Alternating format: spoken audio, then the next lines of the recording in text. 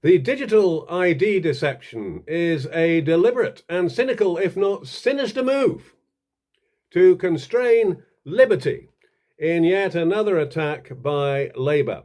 As if 12,000 arrests per year for social media posts were not enough, now Labour are planning a further assault on free speech through the digital ID card. This is a direct threat, people, to our freedoms, to our liberty. The least popular Prime Minister in history now darkens his reputation even further by this scheme, which will cost millions. Billions, in fact. First, Starmer mistakenly believed he could resurrect his miserable standing by launching an initiative claiming this would tackle illegal migration. You know, most illegal migrants who work do so illegally, under the radar, so to speak. Does Starmer seriously think this scheme will deter others? His claim is yet another sham, but with sinister implications. Remember Starmer before the election, with his fancy slogans, one of which was, "Smash the gangs." Good grief, would you buy a used car off this man? With his reputation for cynical deception and dodging any questions that he finds a little awkward. You know, thousands of migrants are already working without declaring tax or indeed registering their national insurance number, because many of them haven't got one. Are they going to worry about digital ID? Is this going to stop them crossing the channel or hiding in the back of trucks?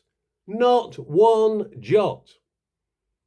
What Labour are seeking is more power to control the people by gaining unprecedented access to our every move, our every connection, our every record. With what purpose? The digital ID card scheme will offer a huge target for hackers and a draw for more cybercrime, because obtaining digital ID card info from unwary internet users will lead to an explosion in this type of crime.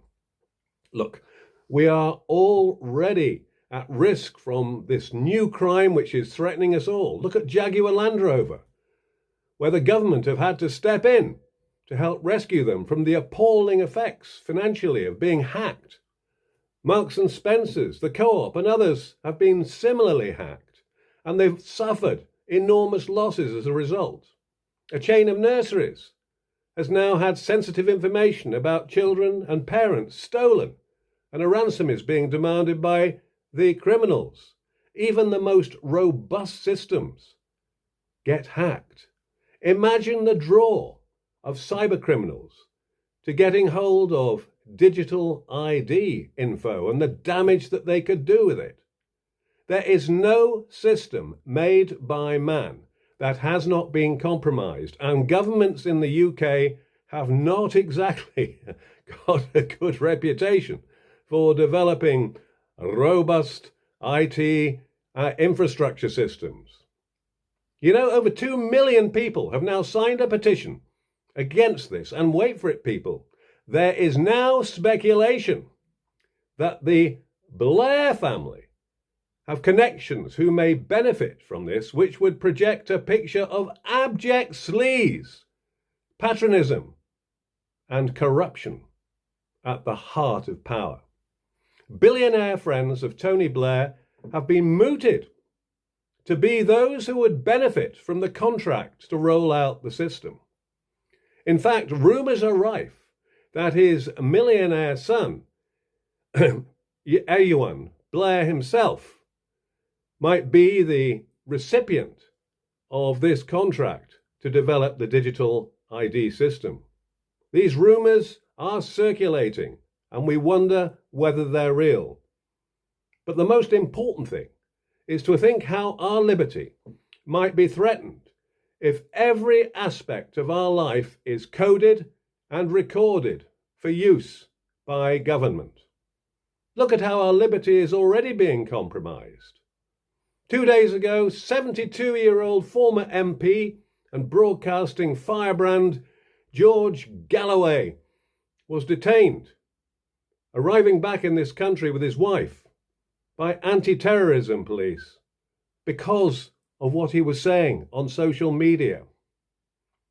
Comedian, broadcaster and influencer Katie Hopkins says she has been interviewed under caution by Devon and Cornwall police following statements she made on her weekly stream on social media.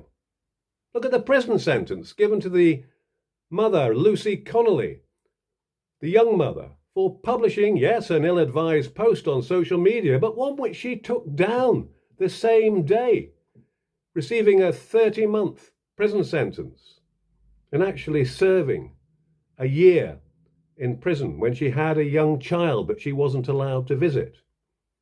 No wonder President Trump is saying that freedom of speech is under attack in Starmer's Britain.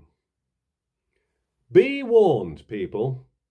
Labour limits liberty. Digital ID must be resisted. Well, this is Christopher Kerr, the author of historical fiction, or is it? Speaking out once again, putting my head above the parapet. But I want my country back. Thank you so much for watching, as always.